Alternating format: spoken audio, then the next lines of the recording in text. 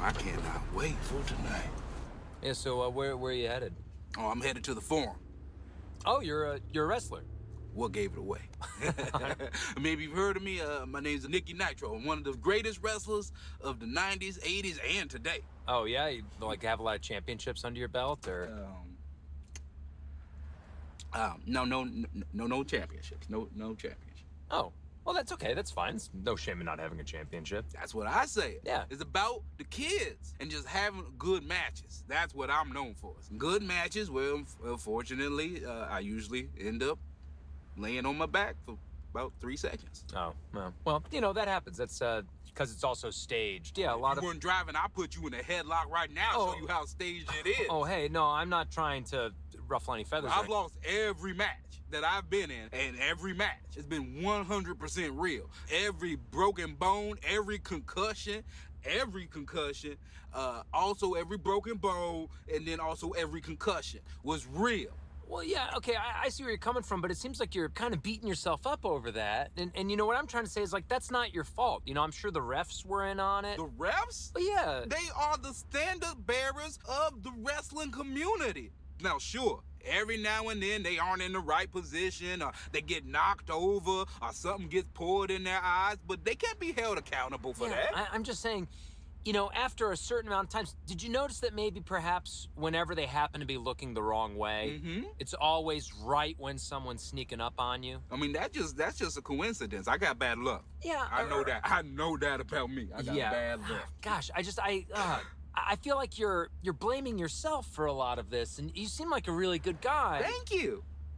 So do you have a catchphrase or anything like that? Oh, do I have a catchphrase? Ow! Not in the face! That's your catchphrase? That was me! Ow! Not in the face! I mean, I said it a lot because they would really often go for my face. Yeah. I mean, there has to be a couple of times that at least made you maybe suspicious that it was staged? I mean, I'm not that really suspicious of a person. There's been a couple of coincidences that I really can't answer to. Now, there was this one time where I was about to win the match. I had my opponent down for the count, like he was down. I was ready to do my patented elbow drop, the nitro drop, and then he pulled out this little miniature clock. I think they call it a watch.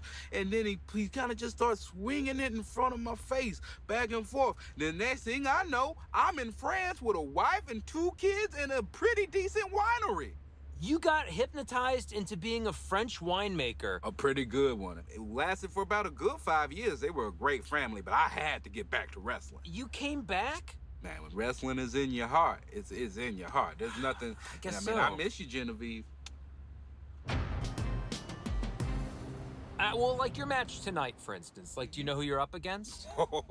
I'm going against one of my favorite opponents, the Masked Man. You may have heard of him. Oh, yeah.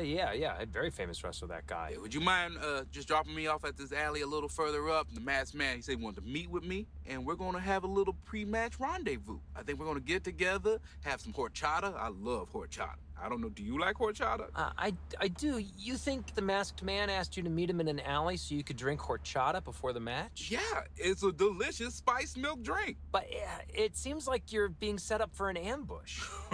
Maybe I'm being paranoid, but has it ever happened to you that you've scheduled a pre-wrestling match horchata with the Masked Man, and then when you got to the alley, instead of drinking horchata, you got beaten up or ambushed or something? Several times, actually. One time, I went to meet up with him, and he stuffed me in a casket and shipped me to Mexico. I mean, that was actually a great Day of the Dead festival, so I had a great time, but it was scary. Oh, and then the last time, he's like, let's meet at the aquarium. And I'm like, okay, that sounds strange, but who cares? The next thing I know, he's got me locked in a shark tank. I had to swim for my life, and I've never been a great swimmer. I was that day. I think you're gonna get your butt handed to you in this alley, pal. No, I don't think so. We're gonna relax, kind of catch up on old times. All right. Oh, my friend. Thank you so much, man. I cannot wait for tonight. Good luck tonight, man. Oh, thank you. I don't need luck, though. I got skill. You just watch tonight, all right? Masked Man, good to see you. Oh, you gonna pull out a chair for me? Oh, not in the face! Not in the face! I wrestled Jon Stewart, who hit me over the head with a dictionary. Jon Stewart. Dr. Phil kicked my ass. Did you know he loved wrestling? Because he does.